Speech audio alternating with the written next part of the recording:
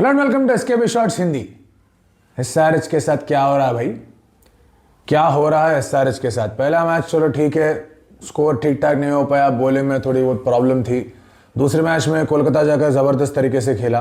तीसरा मैच लखनऊ के सामने यार जीतना था, 2 पॉइंट गवा दिए। और ये मैच भी इतना बड़ा स्कोर करने के बाद पंजाब के मैचों में मैच थमा दिए। तो भाई एसआरएच का फ्यूचर क्या है? एसआरएच की प्रॉब्लम्स क्या है? क्या ये प्रॉब्लम्स की सोल्यूशन क्या हो सकती है?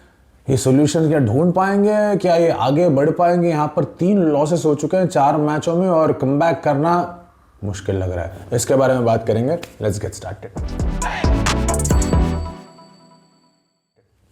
सबसे पहले बात, कमबैक करना मुश्किल इसीलिए लग रहा है क्योंकि एसआरएच के पास बॉलिंग में काफ़ी कमियां हैं। ठीक है, एक ड्राई विकेट पर जहां पर बॉल अटक कर आ सकता है, जिस मैदानों में, जिस पिचों में हर्षल पटेल की, जयदेव उनादकट की काफ़ी एक्सपीरियंस है, अगर वो दोनों रन्स के लिए पिट रहे हैं then there is a serious problem. Harshal Patel ने हैदराबाद में लखनऊ सुपर जायंट्स के खिलाफ ज़बरदस्त तरीके से बॉलिंग डाली, लेकिन वो अपना कोटा कंप्लीट नहीं कर पाया। जयदेव उनादकट 2 के 2 मैचों में काफ़ी पिट चुके हैं और प्रभसिमरन सिंह का कैच भी उन्होंने छोड़ा। फॉलो थ्रू में कैच है, डिफिकल्ट कैच है मानता हूँ, लेकिन फिर भी परफॉर्मेंस तो बहुत वीक रही है। ईशान मलिंगा एक मैच में अच्छा करते हैं, एक मैच में ठीक तरीके से करते हैं, एक मैच में बुरा करते हैं। तो उनकी भी कंसिस्टेंसी जो अपन एक्सपेक्ट करते हैं वो नहीं दिख रहा है एसआरएच के बॉलिंग कैंप में ईशान मलिंगा को लेकर। अगर बैटिंग की बात की जाए तो यार कल क्लासन का बहुत बुरा दिन था। क्लासन एक्चुअली स्लो स्टार्ट कर, अगर आप देख रहे हो तो क्लासन स्लो स्टार्ट कर रहा है और अटैक मार रहा है, लेकिन ये सब तो दिख रहे हैं यार। मेरे को टैक्टिकल फ्लॉज और ज़्यादा नजर आ रहे हैं। ठीक है, आप लखनऊ सुपर जायंट्स वाला मैच ले लो, इमीडिएटली स्ट्रेटेजिक टाइम आउट के बाद जयदेव उनादकट को लाए। उसके बाद अब हर्षल पटेल से, फिर ईशान मलिंगा से, फिर हर्षल पटेल से ओवर करवा सकते थे, लेकिन उन्होंने नहीं किया क्योंकि जो स्ट्रेटेजिक टाइम आउट के बाद जयदेव उनादकट बॉलिंग के लिए आए थे उस ओवर में पिट चुके हैं। तो अभी उसके पास कोई चारा नहीं था। ईशान किशन के पास सोचा कि ईशान मलिंगा विकेट निकालने वाला, इसलिए उसको लेके आए। तो one decision actually change the course of the game. और पंजाब किंग्स की मैच की अगर बात की जाए तो भाई इतने सारे डिसीजन फ्लॉस है, मैं तो हैरान हो गया। सबसे पहली बात यह है कि जब ठीक है आपके सेटअप में आपने कहा कि लियम लिविंगस्टन नहीं खेल रहा है और सलील को लाया गया है और प्रफुल्ल हिंगे को हम लोग लाने की कोशिश कर रहे हैं, एक्सपेक्ट कर रहे हैं, वो बंदा आया क्यों नहीं बॉलिंग करने? फिर आप जयदेव उनादकट के पास क्यों गए?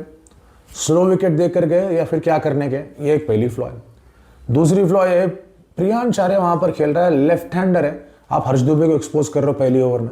मैं समझ सकता हूँ 2 राइट हैंडर है, लेफ्ट आर्म स्पिनर आया, डार्ट करेगा, अंदर लाएगा, बॉल को मारना मुश्किल होगा, लेकिन बंदे ने पहले ओवर में 18 रन दे दिया यार। तो कैचअप करे रही है ना। पहले ओवर में जब 18 रन आ जाते हैं तो आपको कैचअप करना होता है यार पावर प्ले में। और कैचअप जब करते हो, आपकी कैचअप तभी अच्छी हो सकती है जब आपके पास अच्छे पावर प्ले बॉलर्स हैं। एसआरएच के पास के अच्छे पावर प्ले बॉलर्स नहीं है। कमिंस एकमात्र पावर प्ले बॉलर था। ईशान मलिंगा 1 ही ओवर कर सकता है पावर प्ले में। कल तो he was force to bowl 2 overs, Jaydev was force to bowl 2 overs, फिर हर्षल पटेल को लेके गए, सब लोग पिट चुके हैं। शिवांग और हर्ष दुबे ने काफ़ी अच्छी तरीके से बॉलिंग की। शिवांग के स्पेल में 3 विकेट आए, हर्ष दुबे के स्पेल में ओवर के बाद सिर्फ 14 रन आए 3 ओवर में, तो उन दोनों ने अच्छा किया।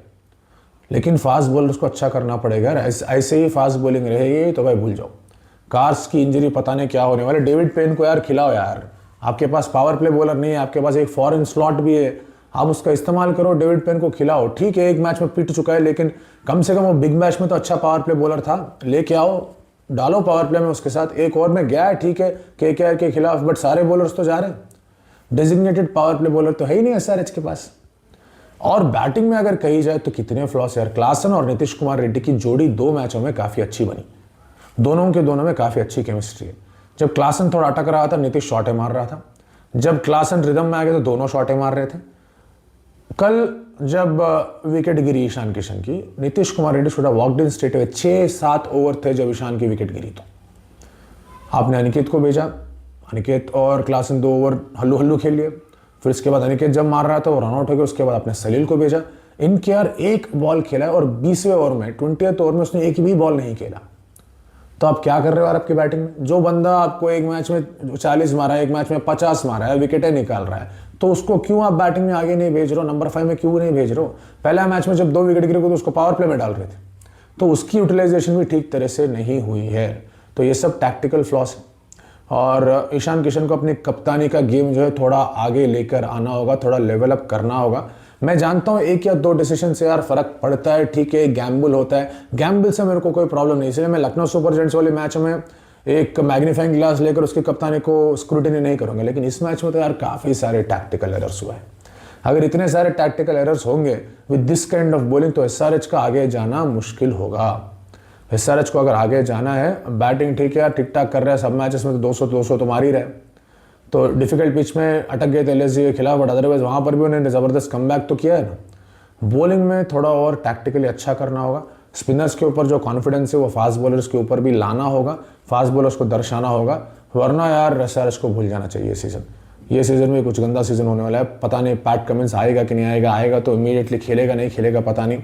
तो इतने सारे प्रॉब्लम्स तो एसआरएच के पास है, यहाँ से ऊपर आना मुश्किल लग रहा है unless and until some miracle happens. आपको क्या लगता है?